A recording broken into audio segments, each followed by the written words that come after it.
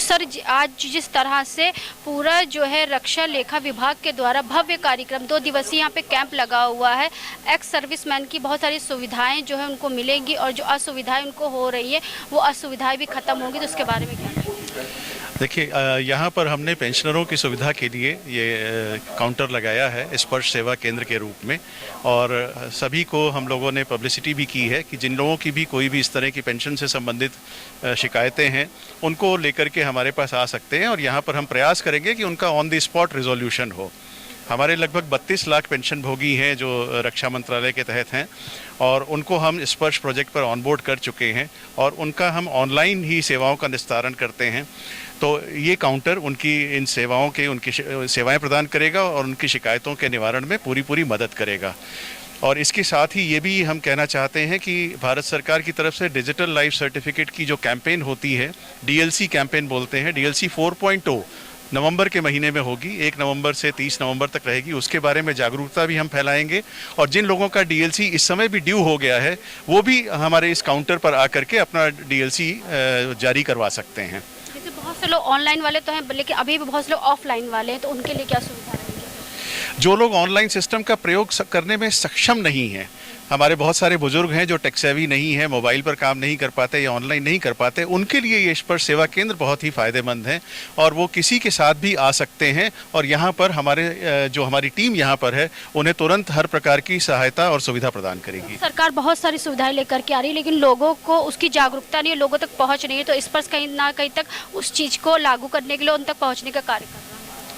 स्पर्श सेंटर यही प्रयास कर रहा है। हमारे 211 स्पर्श सेंटर हैं, और इसके अलावा हम स्पर्श के आउटरीच प्रोग्राम्स भी कर रहे हैं। जैसे आज यहाँ पर हमने ये शिविर लगाया है, हम भाग ले रहे हैं।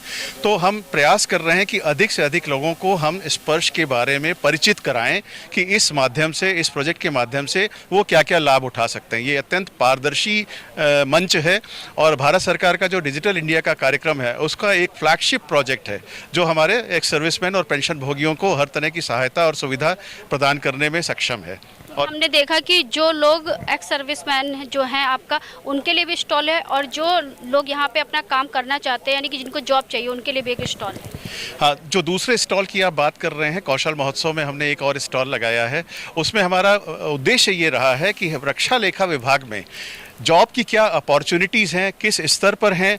आप एमटीएस के लिए भी आवेदन कर सकते हैं, आप लिपिक के लिए भी कर सकते हैं, स्टेनो के लिए भी कर सकते हैं, ऑडिटर के लिए भी कर सकते हैं, और ग्रुप ए अधिकारी के लिए भी कर सकते हैं जैसे भारतीय रक्षा लेखा सेवा के अधिकारी हैं।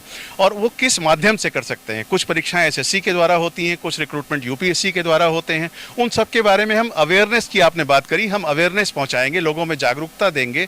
और इसके अलावा इस विभाग से हम उनको करियर प्रोग्रेशन के क्या अवसर दे सकते हैं, कैसे कैसे किस पद से आरंभ करके वे किस पद तक पहुंच सकते हैं, और क्या माध्यम है, विभागीय परीक्षाएं कौन कौन सी होती हैं, उनमें कैसे भाग ले सकते हैं, और विशेष तौर से प्रशिक्षण और कौशल उन्नयन के क्या कार्यक्रम हैं। हमारे 7 ट्रेनिंग सेंटर्स हैं, वहाँ पर हम विभाग के हर पहलू पर और व्यवहार के हर पहलू पर उनको प्रशिक्षण देते हैं, समय समय पर कार्यक्रम आयोजित करते हैं। और सबसे बड़ी बात जो मैं कहना चाहता हूँ, महिला वर्ग के लिए, हमारे जो महिला वर्ग हैं समाज के, उनको हम विभाग में क्या विशेष सुविधाएं देते हैं। जैसे चाइल्ड केयर लीव की सुविधा है, मैटरनिटी लीव की सुविधा है, क्रश की सुविधा है, और इसके साथ साथ जो सेफ वर्क प्लेस देने की सुविधा है। ये भारत सरकार के विभिन्न प्रावधान हैं, उनसे भी हम परिचित करा रहे हैं कि क्या इंसेंटिव है हमारे युवा वर्ग के लिए, हमारी महिलाओं के लिए, कि वे भारत सरकार को ज्वाइन करें और रक्षा लेखा विभाग को ज्वाइन करें और यहाँ पर आकर के अपना योगदान दें। यानी कौशल महोत्सव लोगों के लिए खुशियों का महोत्सव लेकर हमारा पूरा प्रयास यही है कि भारत सरकार के जो दिशा निर्देश हैं,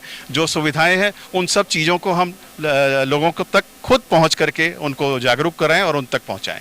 हंगामा टाइम्स की तमाम खबरों को देखने के लिए हंगामा टाइम्स को सब्सक्राइब कर लीजिए और बेल आइकन दबा लीजिए। अगर आपको ये वीडियो अच्छा लगा हो तो लाइक बटन प्रेस कर अपनी प्रतिक्रिया हमारे कमेंट बॉक्स में देना मत भूलें।